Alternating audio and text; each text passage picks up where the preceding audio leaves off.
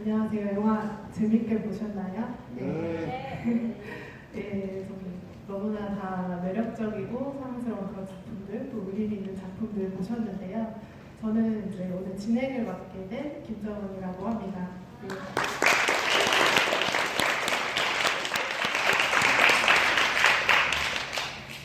그래서 일단은 여기 오늘 영화 작업하신 이제 감독님과 배우분들께서 이렇게 자리를 해주셨는데요. 인사 말씀 그리고 인천 독립영화제를 찾아주신 소감 한마디씩 부탁드리겠습니다.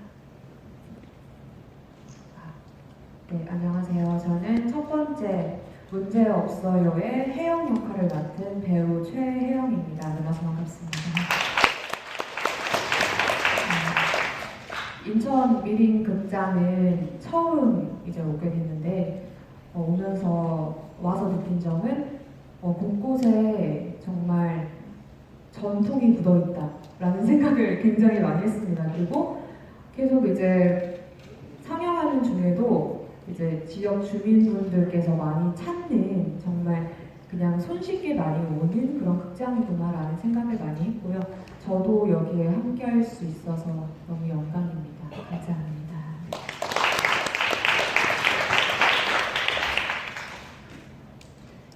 안녕하세요. 문제없어요에서 예지 선배 역할 맡은 김희규라고 합니다. 처음 왔는데요.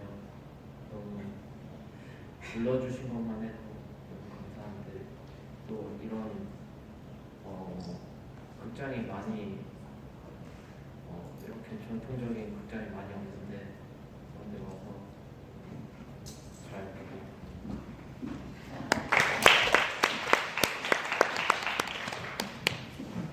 안녕하세요. 영화 문제없어요에서 민철 역을 연기한 김우택이라고 합니다. 만나서 반갑습니다. 저는 사실 이 미림극장은 목요일 날 이번에 영화제 통해서 왔었고 다시 왔는데 뭔가 다시 오니까 뭔가 더 이렇게 좀 설레는 마음이 있어요. 아까 말씀하셨던 것처럼 뭔가 잘 알지는 못하지만 역사가 깊은 것이 좀 잘 느껴져서 종종 와야겠다 이런 생각하고 있습니다. 만나서 반갑습니다.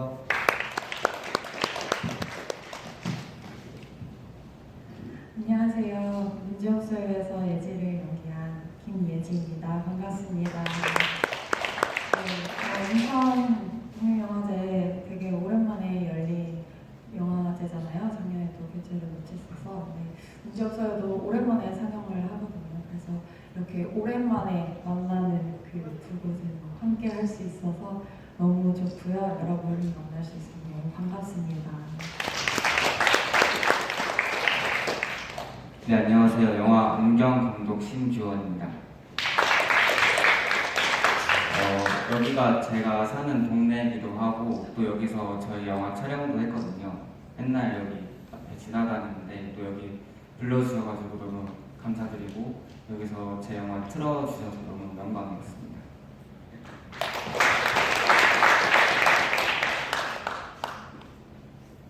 안녕하세요. 안녕에서 하늘이 역을 맡은 김혜든입니다. 제가 다른 영화 극장을 봤어도 이런 곳은 처음이거든요. 그래가지고 뭔가 좀 새로운 느낌이 들었습니다.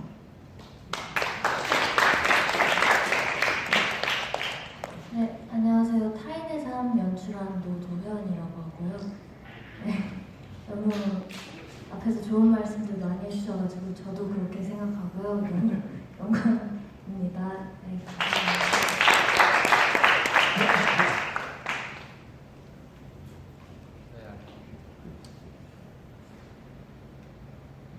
네, 안녕하세요. 저는 영화 가정동을 연출한 허지윤이고요. 저는 옛날에 대학교 다닐 때부터 인천 독립영화제에서 제 영화를 상영하는 게 인생의 큰 목표 중 하나였는데 이렇게 인천 독립영화제에서 제 영화를 틀 수 있게 되어서 너무 기쁘고 또 많은 분들이 보러 와주셔서 그것도 기쁘고 네, 너무 감사합니다.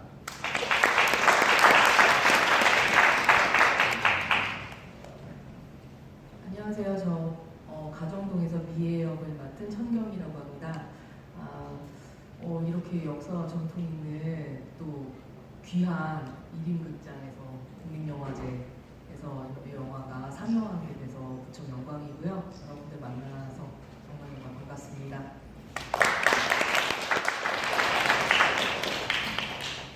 네, 말씀하신 것처럼 1인 극장이 인천에서 굉장히 오래되고 역사와 전통이 깊은 그런 극장인데요. 극장이 좀 규모가 그래도 있는 편인데 오늘 되게 관객 수가 많아요. 주말이라서 그런 걸 수도 있고 그런데 그래서 이렇게 많은 관객 수만큼 질문들 많이 주시면 너무 감사할 것 같습니다. 앞에 설명해드린 것처럼 스페셜 티켓을 이제 질문하신 분들께 드리니까요. 많이 참여 부탁드리고요. 첫 질문은 언제나 이제 그렇듯이 좀 생각할 시간이 필요하실 것 같아가지고 일단은 내 작품께 이제 다 이제 공통 질문을 좀 먼저 드리려고 합니다. 그래서 처음 이 영화 어떻게 출발했는지, 어떻게 기획하게 되셨는지, 기획 배경에 대해서 좀 궁금하고요. 그 문제였어요는 이제 감독님이 안 오셨어요. 사정이 있어서 못 오셨는데 배우분들께서 혹시 대답을 하기 좀 어려우시다면 어떻게 이 작품 참여하게 되셨는지를 말씀해 주셔도 되거든요. 네, 그래서 말씀 부탁드리겠습니다. 문제 없어요. 저희 감독님이 안 계셔가지고 한번 잘 말씀을 드려볼게요. 문제 없어요는 그 고강수 감독님께서 이제 좀 음악을 이제 같이 음악을 담아서 같은 영화를 좀 찍으려고 하는데 저랑은 원래 이제 인연이 있어서 원래 아는 사이였는데 작업을 한 번도 같이 한 적은 없었어요. 근데 이제 그런 영화를 하나 찍고 싶은데 저에게 너랑 작업을 하고 싶은데 너가 마치 이제 기타도 칠 줄 알고 노래도 할 줄 알고 이러니 뭔가 이야기를 한번 만들어 보면 어떨까라고 제안을 이제 주셔서 같이 이야기를 하다가 시작된 작품이고요. 그래서 정말 아무런 것이 처음에 없이 저는 이제 이야기를 잘 쓰지는 못하니까 제가 가지고 있는 것 중에 아이디어가 될 수 있을 만한 것들이 뭐가 있을까 해서 감독님한테 여러 가지 키워드들을 던졌어요. 그래서 그런 것들을 이제 듣고 취합해서 이야기로 감독님이 잘 만들어 주신 작품입니다. 감독님께서 어떻게 영화를 네. 이 영화는 그 제가 어렸을 때 느꼈던 어떤 뭐 경험이나 감정들을 조금 되돌아보고 약간 이야기하고 싶다는 생각으로 출발을 했었어요. 그래서 뭐 그렇게 출발을 했는데 이제 막 시나리오를 쓰고 영화를 찍으면서 조금 바뀌었던 거는 그 예전에 뭔가 상황이나 뭔가 그런 것들을 다시 떠올려보고 했을 때 뭔가 그 상황에서 여러 사람들의 각자의 입장이나 관점 같은 것들을 조금 영화 안에서 다 담아보고 싶다라는 생각으로 영화를 조금 만들었던 것 같습니다. 네, 타인의 삶은 이제 뭐 세 가지 이유 정도로 출발을 하게 됐는데요. 일단은 저거를 찍을 당시 그 코로나가 피크일 때였고, 그래서 한정된 장소에서 가능할 수 있는 이야기가 뭘까를 이제 구상하게 된 게 첫 번째였고요. 그다음에 이제 두 번째는 이제 다른 학교는 어떤지는 모르겠지만 저희 학교는 굉장히 이야기의 구조에 엄격한 학교인데 살짝 그 방구 기질이 있어가지고 그거를 다 부수는 영화를 만들어야지 이렇게 하고 그냥 한 게 이제 두 번째였고, 항상 이야기를 쓸 때 되게 체스를 두는 기분으로 이야기를 쓰거나 하는데 이제 캐릭터가 상대편에 앉고 제가 세상 쪽에 앉아서 우리 둘이 재밌는 체스를 두는 거를 항상 생각하면서 글을 쓰는데 그 게임 자체가 영화가 될 수도 있겠다라는 생각을 하게 되면서 만들어지게 된 영화였습니다. 네, 가정동은 되게 여러 가지 이유들이 있었는데 그때 이제 제가 인천 영상위원회에서 하는 단편 시나리오 수업을 듣고 있었어요. 그래서 시나리오를 어찌됐든 막 이렇게 써야 되는 상황이었는데 잘 안 써져서 시나리오가 이 가정동으로 제가 산책을 나갔어요.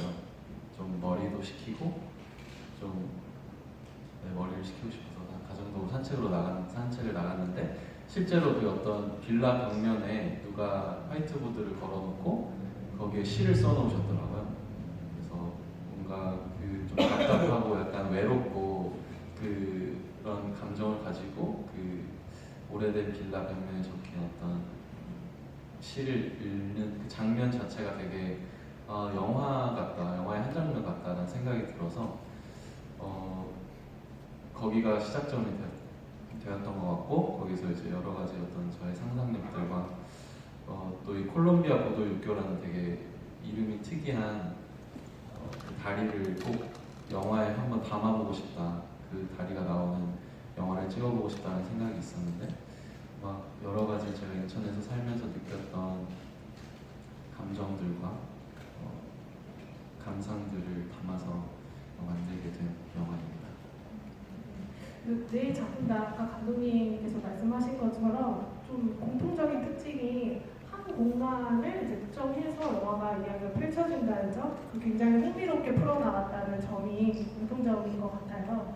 그런 부분에서 되게 인천 섹션이기도 하면서 이 영화들이 단편의 어떤 정서 같은 그런 매력이 있는 작품이다라는 생각을 했는데요. 혹시 가장 먼저 소문을 이제 들어주셨는데, 그러면은 질문 한번 받아보겠습니다. 세 번째 가주십니다. 영화 잘 봤습니다. 모든 감독님들, 배우님들 축하드려요. 가정동 연출한 감독에게 질문을 하겠습니다. 이야기 구조에 엄격한 학교라는 게 무슨 뜻이에요? 조금 더 자세한 설명을 주셨으면 좋겠습니다. 이야기 구조에 엄격한 저희 학교? 타인의 삶에 질문해 주신 건가요? 네네, 타인의 우선 일단 기본적으로 인물이 욕망이 있고 일상에서 어긋나는 순간을 맞이하면서 이야기가 출발하고 예상치 못한 간극을 만나면서 캐릭터가 점점 더 변화하고 끝내 캐릭터 자신을 알지도 못했던 무언가를 알게 되면서 끝나는 것이 이제 가장 보편적인 한국에서 가르치는 영화의 기본 틀인데요. 근데 그냥 그때 이제 또 어렵고 되게 모났던 때여가지고 싫어 이러면서 그냥 썼습니다. 코로나 때문에 장소를 한정적으로 활동을 하셨다고 했잖아요. 좋은 선택이라고 보고 그런데 대학교 말씀하시는데요. 네. 대학교 지도 교수님이 이야기 구조에 아주 엄격하게 제재를 가신다는 그런 말씀인가요? 네, 그런 편의 학교입니다. 네, 감사합니다. 저도 나온 김인데 그 타인의 삶을 보면서 한편에 또 연극을 보는 것 같다 이런 생각이 들었거든요. 한 공간에서 이제 벌어지다 보니까 그럴 수도 있는데 뭔가 두 인물 간의 어떤 대화의 밀도라든지 어쨌든 공간을 마치 무대처럼 연극의 한 무대처럼 이렇게 배우의 동선을 따라서 이야기가 펼쳐진다든지 또 그 배우분들이 또 연극 쪽에서 왕성하게 또 활동하시는 되게 유명한 분들이시잖아요. 그래서 이게 약간 연극의 형식을 좀 일부러 좀 의도하고 영화 안으로 끌어들인 건가 이런 생각도 했거든요. 혹시 그런 부분이 좀 있는 건가요? 그게 항상 이제 받는 질문인데 그 연극을 공부한 적이 지금 정직하게 말하면 없어가지고 그래서 그게 어떤 식인지는 정확하게 잘 알 수가 없지만 어쨌거나 그 규호가 자리를 뜨는 기점으로 해서 세 파트로 나눠서 감정을 올리는 걸 목표로 했었기 때문에 그게 연극적이라면 제가 오늘 이렇게 말을 못하지 않았는데 오늘 조금 머리가 굳어 더워가지고 그만큼 되게 좀 되게 독특한 어떤 형식을 갖춘 영화가 아니었나 이런 생각이 들었습니다. 또 질문이 있으시면 네 제일 먼저 이렇게 손을 들어주신 저희 남자분 네.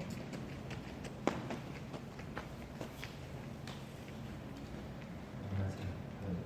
우선 내용만 너무 다 잘 봐서 인천 독립영화제가 잘 안 보기 좋다라는 생각이 들었고요. 감독님 연출하신 허지현 형님께 질문드리고 싶은데 그 크레딧에 보니까 이제 나온 시 중에 두 가지는 감독님이 직접 쓰셨다고 돼 있더라고요. 근데 시가 너무 좋아가지고 평소에 어떻게 이런 좋은 시를 쓰게 되신 건지 그 비법이 궁금합니다. 정말 잘 쓰셨더라고요. 저도 놀랐어요. 감독님이 어디서 발췌용 시가 아닌가 했더니 크레딧 봤더니 감독님이 직접 두 편 다 쓰셨더라고요. 그래서 네, 저도 궁금합니다. 그 비결이. 일단 좋게 봐주셔서 너무 감사하고요. 되게 시가 좋다라는 말씀 많이 해주시는데 막 평소에 시를 쓰거나 시집을 많이 찾아 읽거나 사실 그렇진 않아요. 그런데 그냥 그 인물들이 너무 이제 제가 시나리오를 쓰면서 그 시나리오 쓰면서 그 종수라는 인물에게 제가 이입을 해서 좀 더 잘 써졌던 것 같기도 하고, 그리고 잘 써야 된다는 어떤 부담감이 없어서 좀 편안하게 썼던 게 막 이렇게 잘난 척하려고 쓴 게 아니라 그냥 그 종수라는 인물이 가정동에서 출퇴근하면서 일을 하면서 어떤 생각들을 했을까라는 어떤 그런 상상의 나래를 펼쳐가다 보니까 그냥 그 인물이 했을 법한 생각들을 좀 깔끔하게 적어보려고 했던 것, 그리고 또 네, 그게 그냥 좀 자연스럽게 잘 쓰여서 좋게 보이는 것 아닐까라는 생각이 들었어요. 그래서 저도 제가 처음에는 시를 써야겠다는 생각을 못했었어요. 왜냐면 시를 막 이렇게 쓰는 사람이 아니다 보니까. 그래서 막연하게 이제 초창기에는 어디선가 이 시를 좀 이 영화 어울리는 시를 발췌해와야겠다는 생각을 했었는데, 이제 주변 시나리오 수업 듣는 동료분들이 이 시나리오에는 어떤 자작시가 들어가야 더 어울릴 것 같다는 그런 의견을 주셔서 네, 직접 쓰게 됐습니다. 감독님 말씀하신 것처럼 시를 딱 읽으면 진짜 종수가 쓴 시 같다는 느낌이 들고, 뭔가 되게 어렵고 좀 편학적으로 그렇게 쓴 게 아니라 오히려 심플하고, 그런데 그 안에 이제 정말 이제 그 진정성, 그 마음이 딱 담겨 있어서 더 시가 와닿았던 것 같습니다. 네. 또 아까 질문, 네, 저기 뒤에 계신 여자.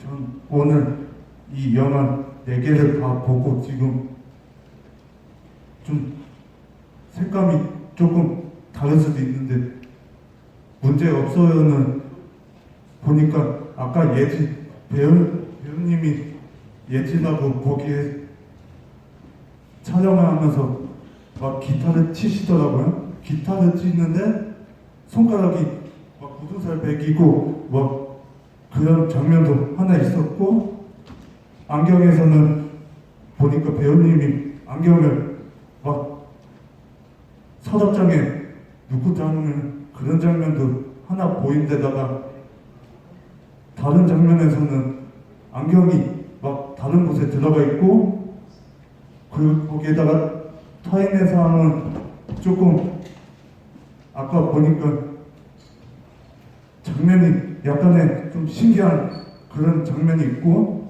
가정동을 보니까 제가 공감되는 게 인천 성남동에 보니까 그 가정동이 실제로 보면 큰 아파트에 그런 건물이 콜롬비아라고 해갖고 그 시가 적혀 있는데 그걸 좀 하나씩 다 드리고 싶은데. 약간 질문보다는 어떤 영화 한 편 한 편 인상을 좀 말씀해 주신 것 같긴 하거든요. 저 일단 문제 없어요. 그 배우분들께서 좀 질문을 제가 좀 드려도 될까요? 그러니까 문제 없어요 같은 경우는 이제 안타깝게 감독님이 안 오셨는데, 그러니까 이 주인공 예지뿐만 아니라 내 캐릭터가 되게 좀 마치 만화 속에 나온 인물들처럼 통통 튀고 굉장히 매력있고 사랑스러운 그런 캐릭터인데 이 캐릭터를 처음에 어떻게 좀 잡고 촬영 전에 준비하셨는지 혹은 이제 감독님들께서 좀 요구했던 사항들이 있는지 그런 것들을 좀 말씀해 주실 수 있을까요?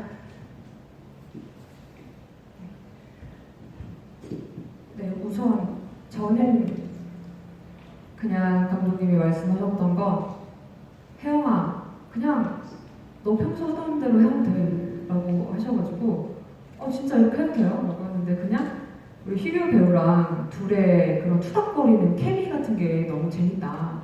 실제로 그 극 중에 대사에서도 저랑 희규 배우랑 실제로 했던 그 말들을 거기에 대사로 넣으셨더라고요.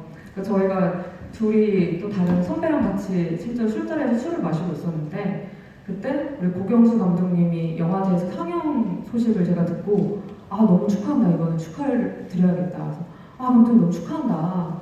이거 어떻게 뭐 잘 됐네요. 너무 잘 됐어요. 했는데 그때 우리 희규 배우도 영화제 상영을 하게 된 거예요. 근데 같은 자리였는데 저한테 얘기를 안 하고 있었던 시간이었어요. 그래서 뭐냐, 왜 옆에 있는데 얘기를 안 하냐. 실제로 그런 장면이 있었고 그걸 장면에 넣었었고 그래서 저희가 그냥 둘의 평소 그런 케미가 거기에 녹아 들어갔다고 보시면 되겠습니다. 네.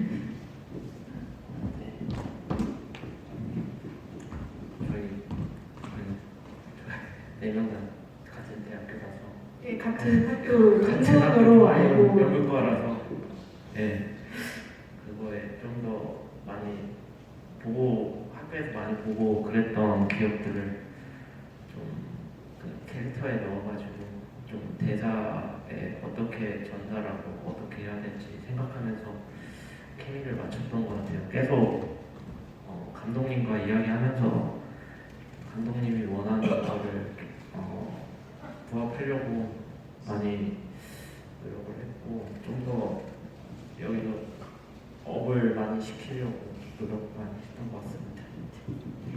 실제 캐릭터분이 많이 반영이 되신 건가요? 술 먹을 때 그냥 술은 안 먹고요. 술 많이 그랬던 것 같아요. 술 먹으면 많이 업되는 것 같아서. 그 영화 속 캐릭터 인물들이 저만 빼고는 원래 다 실명의 캐릭터예요. 예, 그 우택 배우님랑 그 민철님도 나머지는 실제 배우들의 이름을 그대로 사용을 하셨더라고요. 네, 맞습니다. 그게 그 이유가 있는 게 그 고경수 감독님의 전 작품이었던 남남이라는 단편 영화가 있었는데요. 그 캐릭터랑 문제없이 캐릭터 이름이 같아요. 네네. 그래서 거기서는 제가 어떤 짝사랑하는 사람이 있는데 그 인물이 거기서도 이제 노래가 좀 영화 속에서 중요한 소재로 나오거든요. 네네. 그래서 감독님께서 그 영화에 나오는 노래를 예지한테 배우는 어떤 그런 연결고리를 좀 만들고 싶어 하셨던 것 같아요. 고경수 감독님의 어떤 유니버셜의 어떤 느낌으로 그 세계관이 이어지는 거죠. 네, 사실 그 희규 배우님도 마찬가지로 랩으로 뭔가 맞아요.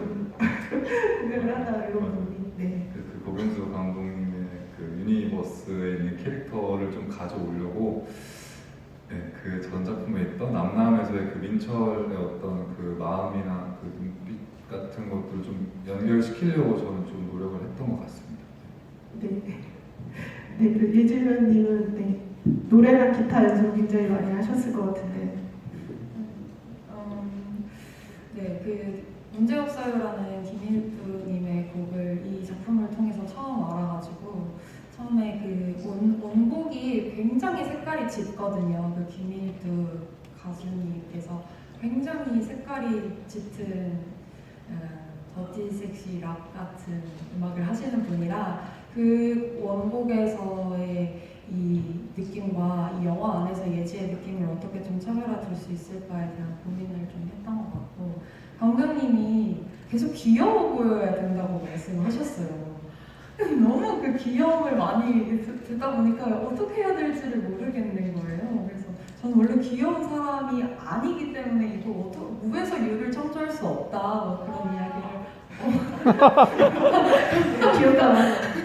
아무튼 그래서 좀 어떻게 그런 것들을 것을 이 노래를 통해서 할 수 있을까 하다가 제가 이제 기타와 노래가 엄청 프로처럼 막 이렇게 자연스럽게 나올 수 있는 사람이 아니다 보니까 좀 그런 거를 미숙하게 열심히 하는 것들을 귀엽게 좀 보이게끔 할 수 있지 않을까 해서 연습을 했던 기억이 있습니다.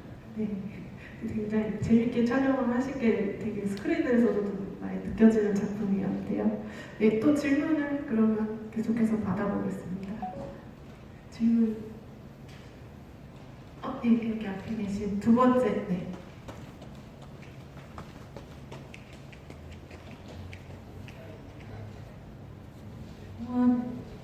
잘 봤고요. 고경수 감독님 지금 안 계셨는데 제가 질문을 아까 할 걸 배우님께서 말씀하셨는데 가정동맹의 그 시는 저 감독님이 자작하셨다고 하셨잖아요. 근데 그건 원작이 있었던 거예요? 그 문제 없어요. 노래 말씀하시는 거죠? 그거를 저 아까 묻고 싶었는데 그게 원작자가 있었던 거예요? 네, 원곡자가 있고요. 근데 이제 영화 문제 없어가 내가 너를 사랑한다는 문제 없다 그 뜻이더라고요. 맞아요. 네. 그리고 문제 너가 너를 사랑만 해주면 문제가 없다. 아무 문제가 없다. 그리고 목요일날 그 촛불에 부는 바람 그 배우님이 오셨는데 정말 놀랐어요. 같은 분이신지. 지금 와서 지금 알게 됐고 그리고 가정동이라는 데가 그때 산책을 하다가 그 영감이 떠올리셨다고 하셨잖아요. 근데 그게 뭐 재개발 지역인가요? 제가 보기에는 뭐 수포 같은 데가 완전히 막 되게 푸신 막 수포고 건너편에는 아파트가 있고 정말 청라지구 아닌가 싶거든요. 네, 그 산책할 만한 그런 데가 있으면 뭐 산책할 만한 어떤 그런 공원 산책 이런 느낌으로 본 건 아니고 그냥 골목을 하염없이 그냥 걷다가 그리고 실제로 이제 그 앞은 재개발 지역이어서 지금 이제 아파트들이 다 완성됐어요. 이 영화 속에서 짓고 있는 아파트들이 다 완성됐고 그 콜롬비아 일교를 건너면 그 지금 주인공이 살고 있던 그 동네랑 이 슈퍼는 아직 그대로 있고 슈퍼도 아직 있어요? 네네. 제가 좀 연수를 많아서 아파트에 계신 촬영 끝나고 하루 한번 산책로부터 해가지고 네, 어디가 더 좋은지 좋은 스팟 한번 알려주시면 네. 그 가정동 질문이 나와서 그런데 그 가정동은 어쨌든 그 다양한 세대의 노동자들이 결국에 연대를 하는 그런 이제 그러면서 노동자의 애환을 다루는 그런 작품인데요. 옛날에 가리베라스라는 다편이 떠오르기도 하고 굉장히 또 인상 깊게 본 작품인데 이 두 노동자를 이어주는 매개체가 시랑 또 담배잖아요. 그렇게 설정하신 이유가 좀 궁금했어요. 일단 아까 말씀드렸던 것처럼 처음부터 제가 어떤 시가 등장한 영화를 시나리오를 써야지 하고 썼던 게 아니라 그런 장면을 제가 이렇게 직접 겪고서 거기에 살을 붙여서 만든 이야기다 보니까 그 뒤에 이제 제가 왜 시여야 할까라는 생각을 했었어요. 그래서 어떻게 보면 좀 끼워 맞췄다고 생각하실 수도 있겠지만 시도 그렇고 영화도 그렇고 좀 이렇게 흰 벽면에 흰 무지의 공간에 영화는 어떤 그림이라는 이미지를 이렇게 보여주고 시도 되게 함축적으로 이미지적으로 시를 쓴다고 하잖아요. 그래서 어떻게 보면 영화랑 시랑 또 닮은 것 같기도 하다라는 생각이 들었고 그 담배라는 어떤 그 매개체를 설정한 것은 직접 만나지 못하면서 또 이제 매일 고깃집에서 일하고 돌아오는 이 청년에게 고마움을 표시할 수 있는 건 뭐가 있을까? 그래서 적당히 비싸면서도 또 너무 비싸지 않은 담배 한 값씩 매일 두고 가면 되게 그게 매일매일 없어져 있고 또 채워져 있고 이런 것들이 되게 낭만적이겠다라는 생각에 담배와 시를 했던 것 같고 또 제가 시에 적었던 것처럼 이렇게 그런 상상들을 했었거든요. 사람들에게 다 어떤 정해진 횟수의 호흡수가 있지 않을까? 그걸 다 채우면 죽는 거 아닐까? 그래서 그런 호흡, 숨이 눈에 보이게 하는 어떤 그런 역할을 담배 연기로도 할 수 있지 않을까? 그런 생각을 하면서 시나리오를 썼습니다. 네, 그리고 또 질문을 한번 계속. 저기 뒤에 계신 맞아요.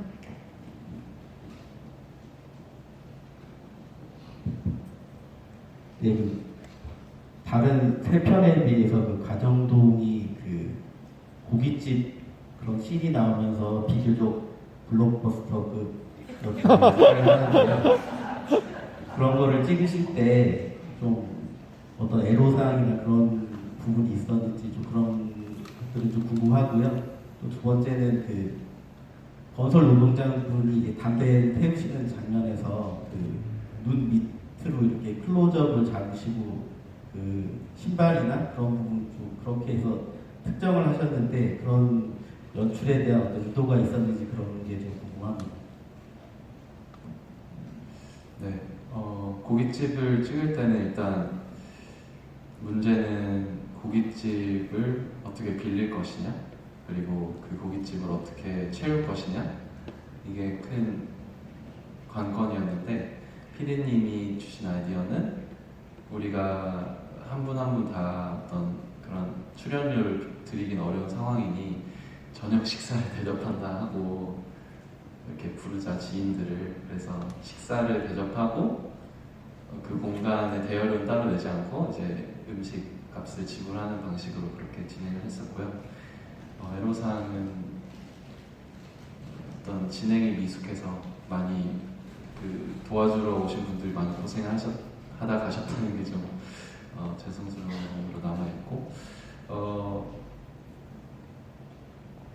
그 종수라는 인물을 좀 이렇게 제대로 보여주지 않았던 거는 일단 이 영화의 주인공이 상훈이라는 청년이기 때문에 그 상훈이라는 인물은 실제로 종수라는 인물을 본 적이 없고, 그렇기 때문에 관객들도 그 인물에 대한 어떤 그런 신비로움을 남겨두는 것이 좋겠다라고 생각을 해서 좀 이렇게 가리고 제대로 얼굴을 보여주지 않고 이 사람 대신에 그 사람이 어떤 일을 하면 사는 사람인지에 대한 정보들을 주기 위해서 좀 그렇게 촬영을 했습니다. 그 배우분들께 좀 질문을 드리려고 하는데 그 문제였어요 배우분들께 아까 앞서 드린 질문이기도 한데요. 그 안경과 이제 가정도 그 두 배우님께 좀 궁금한 게 시나리오 처음 보셨을 때 좀 인상이 어떠셨는지, 그리고 어떻게 이 작품 참여하게 되셨는지 그런 배경들 좀 말씀해 부탁드리겠습니다. 시나리오를 처음 봤을 때는 이거 내가 할 수 있을까? 잘할 수 있을까? 하는 생각이 들었는데 막상 촬영장 들어가니까 감독님이 되게 잘 대해주시고 그리고 생각보다 잘 되더라고요. 어떻게 감독님이 잘해주신 건가요? 말씀도 되게 친절하게 해주시고 저녁, 점심 이런 것도 다 사주시고 정상적이 좋았다. 그 좀 어려웠던 지점은 없으셨나요? 그러니까 왜 이거 내가 할 수 있을까 어렵다고 느끼셨는지, 시나리오가 좀 어려운 부분이 있으신가요? 그 우는 연기가 있더라고요. 그때는 우는 연기를 잘 못했는데 그것 때문에 좀 신경이 썼던 것 같아요. 우는 연기. 어떻게 감독님은 이제 아육 배우랑 작업하셨는데 헤든 배우랑 작업하면서 어떠셨는지? 네. 일단은 밥을 되게 잘 먹더라고요. 그래서 되게 잘 먹는 거 보고 기분이 좋았고요. 그리고 그 헤든 배우님이 이번 그 영화 시작할 때 이제 자기 영화 주연 역할이 처음이어서 긴장이 많이 된다고 했었는데 또 막상 촬영장 들어가니까 본인이 말한 것처럼 아주 좀 말라다니더라고요. 그래서 특별하게 어려운 건 없었고 너무 제가 뭐 특별히 뭐 지시하지 않아도 알아서 자신이 약간 생각해서 잘 해줬던 것 같아요. 네. 참, 네, 다행이에요. 영화도 잘 되고. 네. 네. 배우님께서.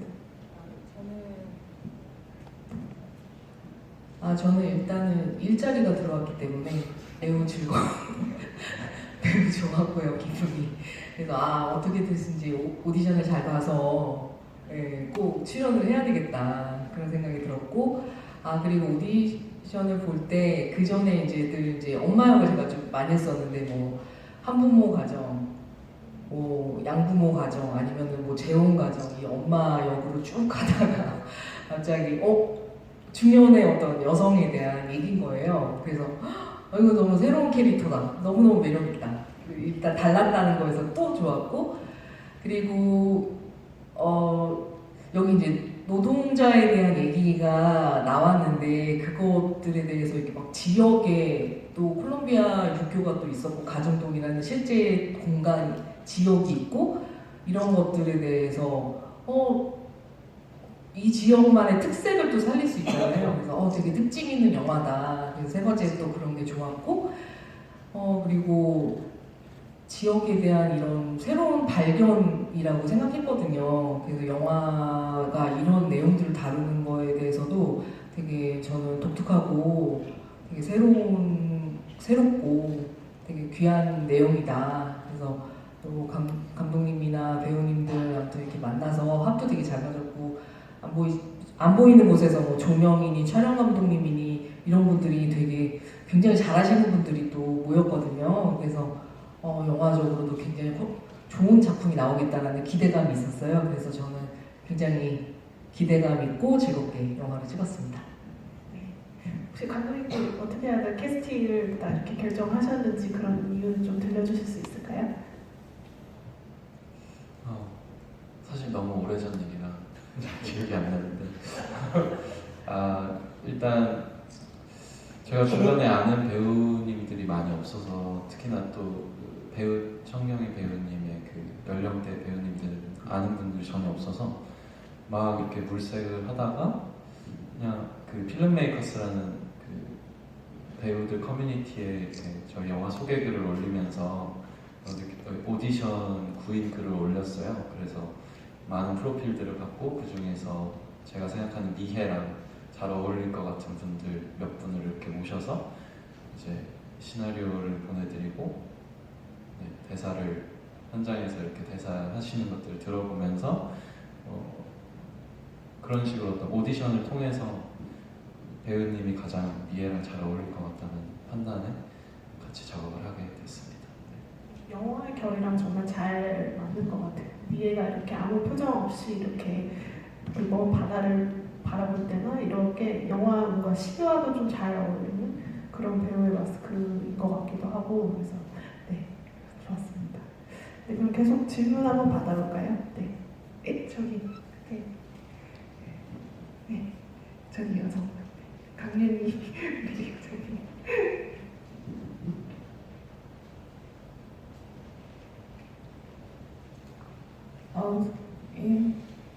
네 작품 모두 너무 잘 봤고요. 즐거운 장면들도 많고 또 반가운 얼굴들이 보이기도 하고 또 제가 살던 곳이 나와서 저는 막 되게 제가 그 시절을 보냈었던 기억들이 막 아련하게 있어가지고 너무 좋았습니다. 특히 가정동 같은 경우는 제가 살았었던 곳이거든요. 지금은 그 콜롬비아 육교를 넘어서 살고 해요. 그래서 가정동 감독님께는 질문보다는 인천에 그렇게 잊혀져 가는 곳을 좀 앞으로도 작업을 계속해서 남겨주셨으면 싶은 생각이 너무 들어서 말씀을 드렸어요. 사실 금잔디 슈퍼 같은 경우는 그 육교를 건너자마자 조금만 더 올라오면은 거의 비타니 깎아서 만들었었거든요. 그래서 촬영한 것도 겨울이어서 거기 맨날 살얼음이 이렇게 어는데 힘들었을까 그런 생각이 좀 많이 들면서 봤는데 그 럭키 하이퍼 마트에 물건이 없으면 금잔디 슈퍼로 가서 샀었던 나름 그때는 큰 마트 개념의 그 슈퍼였는데 거기가 또 그렇게 된 거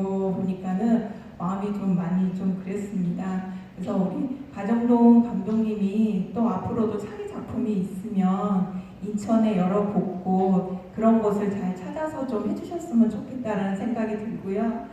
저는 질문을 안경 감독님한테 좀 드리고 싶어요. 저는 그 영화를 보면서 너무 많이 찔렸습니다. 사실 거기에 나오는 엄마의 모습이 제가 살았던 엄마의 모습이거든요.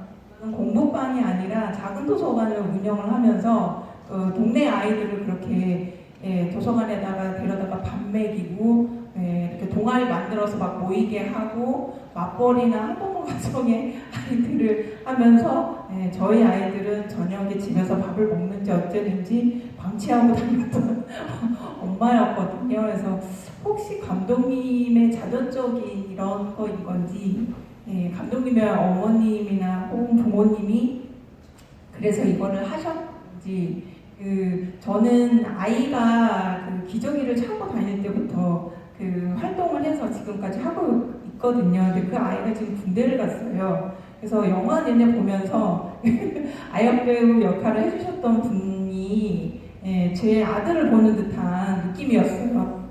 이렇게 뚱뚱하게 있으면서 엄마한테 툴툴거리고 사실 안경도 본인이 망가뜨린 거잖아요. 그죠? 네.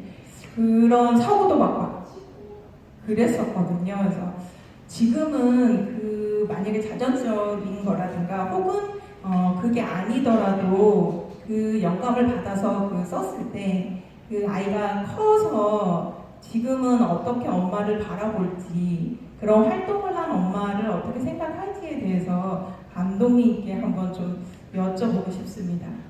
조금 부연 설명을 잠깐 드리자면 이제 신경 감독님 아버님께서도 이제 다큐멘터리 감독님이세요. 신만범 감독님이라고 저희 인천독립영화제 상영자 수상작 감독님이시기도 했고 이번에 또 상영을 또 하시죠.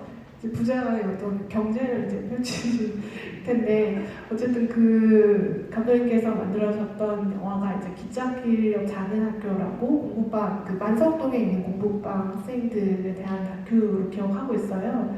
그래서 그런 부분에 있어서 좀 저도 안 그래도 약간 자전적인 요소가 좀 반영된 건가 좀 궁금했거든요. 네. 네. 자전적인 이야기가 맞고요.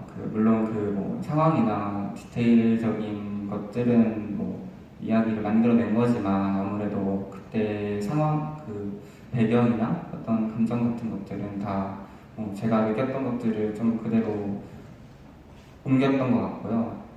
그래서 제가 이 엄마 캐릭터를 영화 안에서 풀어낼 때 조금 생각했던 거는 뭐냐면은 그냥 그때 저의 뭔가 부모님이나 아니면 다른 어른들 조금 이해해보고자 하는 노력이 있었어요. 그래서 물론 저가 그때 많이 툴툴거리고 그때 내가 힘들었던 건 같지만은 그때 그렇게 될 수밖에 없었던 이유가 뭐였을까 해서 조금 영화 시나리오 쓸 때 많이 고민을 해봤고 그래서 연출할 때 조금 생각했던 거는 엄마라는 캐릭터가 조금 외로운 사람일 것 같다라고 생각을 했어요. 그래서 약간 아이들과 함께 하면서 본인 스스로도 많이 힘들고 뭔가 스스로에게 화도 나고 뭔가 그런 되게 복잡한 감정들이 있었을 텐데 또 그거를 또 거기 안에서 말할 수는 없잖아요. 그래서 엄마라는 캐릭터도 그 공간 안에서 되게 노력을 많이 했고 힘들었겠다. 네. 더 질문을 사실 드리고 싶은 게 너무 많은데 방금 이제 2분 남았다고 이렇게 슬쩍 약간 독촉을 받았어요. 그래서 혹시 그냥 마지막으로 혹시 질문 하나? 끝에 계신 분 질문만 네 저기 뒤에 네 짧게 답변 부탁드리겠습니다. 네. 우선 네 편 다 너무 재밌게 잘 봤고요. 제가 타인의 삶도 너무 좋아하는데 타인의 삶 같은 경우에 화면 안에서 얘기하는 여면이나 규호보다 오히려 민주 같은 화면 밖의 사람들의 이야기가 궁금해지게 하는 그런 부분하고 점점 감정이 점점 치달아 오르는 그 연출을 하시는 그런 장면들 제가 너무나 사랑을 하는데요. 저는 조금 궁금한 건 그 영양과 뷰를 연기했던 최유진 배우하고 노재영 배우 캐스팅 비하도 궁금했고요. 작품을 쓰면서 염두에 두셨던 건지 아니면 오디션 통해서 선발하셨는지 궁금했고, 그리고 두 분의 인터뷰 장면에서 연기 디렉션을 어떻게 하셨을지도 궁금했습니다. 네, 빠르게 말씀드리면 네, 저는 오디션을 굉장히 싫어하고 무서워하는 감독이어가지고 그냥 쓸 때부터 이건 최희진 배우님한테 드려야지, 싫다고 하시면 곤란한데 이런 마음으로 그냥 쓰고 보내드렸고요. 이제 노재현 배우님은 지금은 굉장히 핫 라이징 막 스타지만 그 당시에는 이제 그냥 같은 학교 다니는 이제 그냥 존재하는 연기 잘하는 친한 오빠여가지고 할래? 했더니 이제 하겠다고 해서 이제 그렇게 시작됐었고요.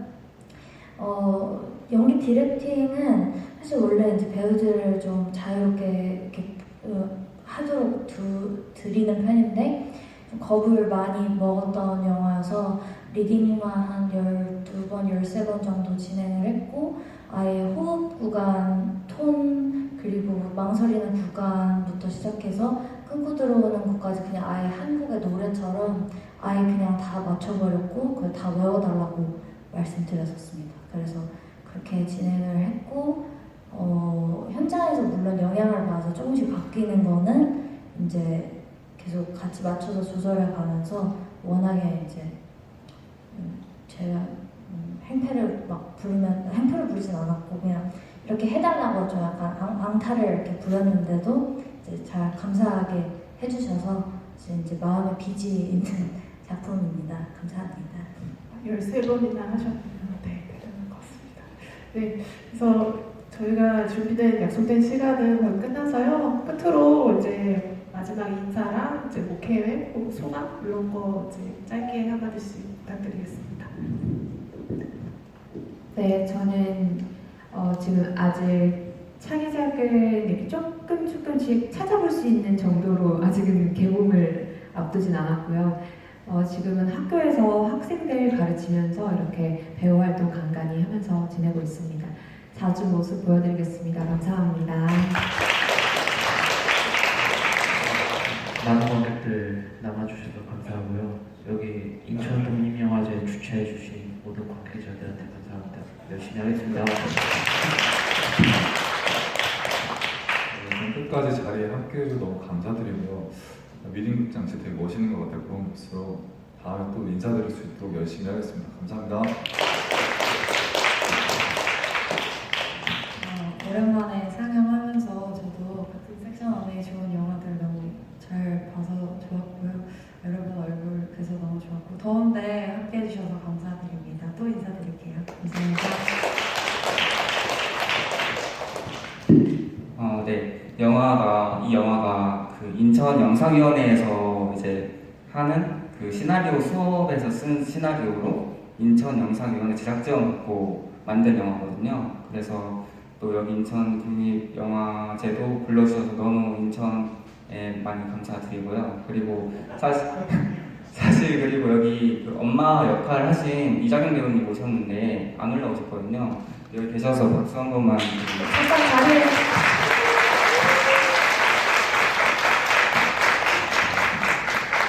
영화 봐주셔서 정말 감사하고 그리고 인천 독립영화제 초청해 주셔서 감사합니다.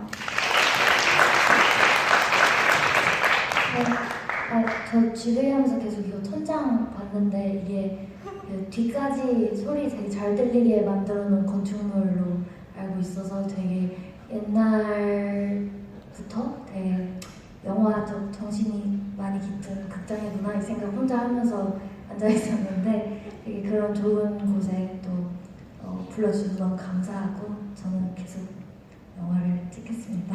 감사합니다. 네, 가정동이 다른 영화제에 가면 이렇게 질문을 많이 받지 못하는데 인천 독립영화제라서 많은 관심도 받았던 것 같아서 감사하고요. 네, 저도 또 여기서 또 상영하면서 많은 용기와 또 앞으로 앞으로 계속 해 나갈 힘을 얻는 것 같습니다. 이렇게 토요일에 보러 와주셔서 감사하고 다음 인천 독립영화제에서도 또 제 영화로 찾아서 인사드릴 수 있도록 열심히 하겠습니다. 감사합니다. 네, 인천 독립영화제 초청해 주셔갖고 관객 여러분들도 이렇게 만나고 상영도 되고 해서 너무 영광이고 기쁘고요. 네, 저도 뭐 요즘 너무 무더위에 여러모로 막 지치고 힘든 일이 있었는데 오늘도 이렇게 오랜만에 상영도 하고 관객 여러분들 만나니까 다시 힘이 납니다. 여러분들도 다 화이팅 하시고요. 다음에 또 뵙겠습니다. 네, 오늘 끝까지 이렇게 자리해 주셔서 너무 감사드리고요. 남은 상영도 좋은 작품들 많이 남아있으니까 계속 인천 독립영화제 같이 즐겨주셨으면 감사하겠습니다. 네, 나가실 때 꼭 그리고 관객 투표도 또 해주시면 감사하겠습니다. 네, 감사합니다.